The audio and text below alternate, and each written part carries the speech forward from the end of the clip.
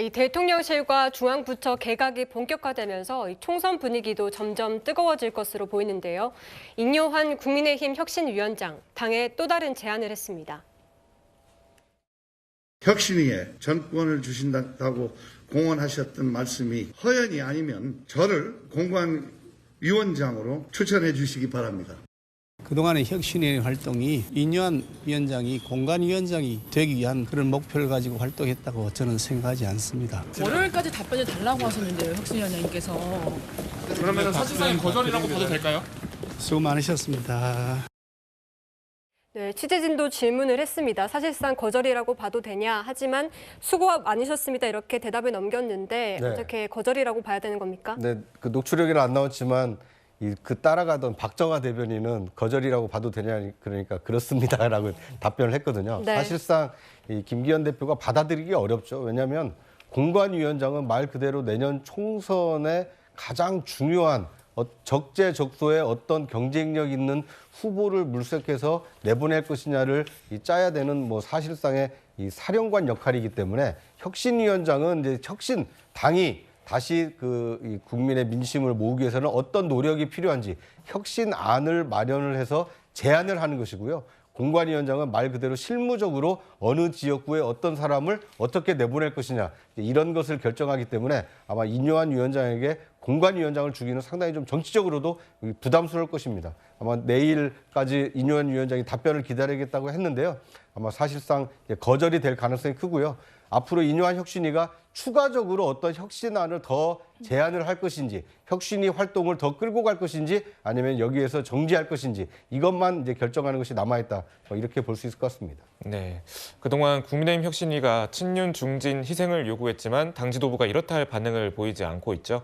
내년 총선을 대비하는 듯한 행보도 보이는데요. 먼저 얘기 듣고 이야기 나누겠습니다. 사상 노후원 지역이 첨단과 행정이 어울리는 도시로 변하고 있습니다. 그런데 서울 가래요. 저는 제 단량한 정치인생 연장하면서 서울 가지 않겠습니다, 여러분. 그런 가운데 있겠습니다. 자기 역할을 지역 국회의원이 잘 해야 된다. 그래야 지역이 잘 살게 된다. 열심히 해야 될 심부름이 저에게 주어져 있어서 제가 또 열심히 잘 하려 나가도록 하겠습니다. 네, 지금 이렇게 좀 보고 왔는데 일단 서영주 부대변인님, 지금 봤을 때 인요한 혁신위원장이 어떤 혁신의 역할을 좀 맡고 있긴 하지만 약간 중진과 어떻게 보면 지도부가 스스로 좀 선택을 할 만한 그런 명분을 좀 주기 위해서 시간을 줘야 되는 거 아니냐. 지금 너무 몰아붙이는 거 아니냐. 그런 관측도 있는 것 같아요. 저번에 줬잖아요. 네. 저번에 김기현 대표 만나서 그때 시간을 준 거예요. 그 시간을 한 일주일에서 한 8일 정도 준 것 같던데 그때 뭘 했죠? 김기현 대표 울산 왔다 갔다 하면서 나는 울산을 포기하지 않을 것처럼 했고 당시에 또 장제원 의원도 나는 부산을 지킬 거다는 식의 그런 메시지만 있었어요. 네. 근데 결국엔 인요한 위원장은 충분히 기다렸다고 보는 것이에요.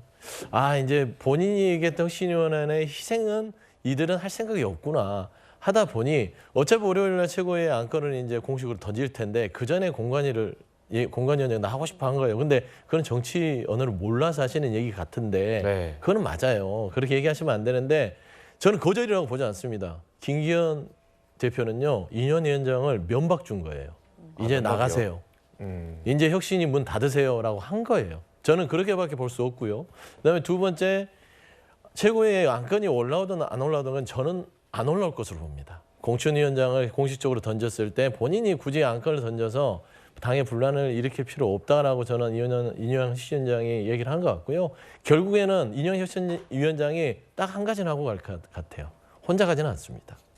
본인이 문 닫고 김기현 지도체제도 문을 닫게끔 하고 나서 혁신을 마무리할 것으로 보이기 때문에 지금 김기현 대표는 지금은 본인 뜻대로 될 것처럼 좋아 보이지만 제 생각에는 한 3주, 길면 3주 정도 남았다. 저는 그렇게 보고 있습니다.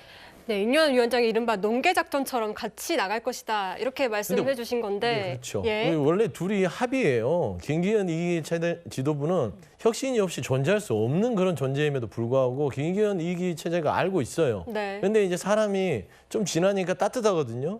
그러니까 없어도 될 것 같고 나 이제 살아난 것 같아. 라고 하지만 그렇지 않습니다. 혁신이가 사라지는 순간 김기현 이기 체제도 같이 갈 수밖에 없는 운명인데 저는 인요한 혁신위원장이 그걸 강하게 드라이브를 걸고 갈 것이다. 저는 그래 보고 있습니다. 어떤 방식으로 같이 나갈 수 있을 거라고 네. 보시나요? 그러니까 이제 인요한 혁신위가 마지막으로 꺼내들 혁신안이 무엇인지가 좀 궁금하긴 합니다. 말 그대로 그것이 이제 김기현 대표 체제는 소임을 다했으니 새로운 비상대책위원회 체제로 넘어가는 게 좋겠다. 이제 이것을 최종 혁신안으로 채택을 하고 당 지도부에 제안을 할지, 만약 그렇게 제안을 했을 때 이 김기현 대표 또는 그 지도부가 받아들일지, 이거에 따라서 이제 혁신이 성공했다 또는 혁신이 미봉책에 그쳤다, 뭐 이런 다양한 평가가 나올 것으로 보입니다. 하지만 한 가지 좀 돌이켜서 생각을 해보면요, 네. 인요한 혁신위는 혁신에 상당히 성과를 냈다라고 볼 수가 있습니다. 왜냐하면 인요한 혁신위가 출범하고 혁신안을 여러 가지를 제안을 하다 보니까 불과 40일 전, 50일 전 있었던 강서구청장의 이 충격적인 패배에 대한 기억은 상당히 많이 잊혀졌거든요. 네. 그러니까 정권 심판론은 혁신위를 통해서 상당히 상쇄를 시켰고, 오히려 윤석열 대통령 또는 대통령 비서실도 비서실장 원톱 체제를 정책실장을 새로 만들면서 민생 우선, 정책 우선으로 지금 기조를 변경하고 있지 않습니까? 이런 다양한 노력들이 있기 때문에 인요한 혁신위는 충분히 자신의 어떤 소임을 다하고 있다, 이렇게 평가할 수 있을 것 같습니다. 네.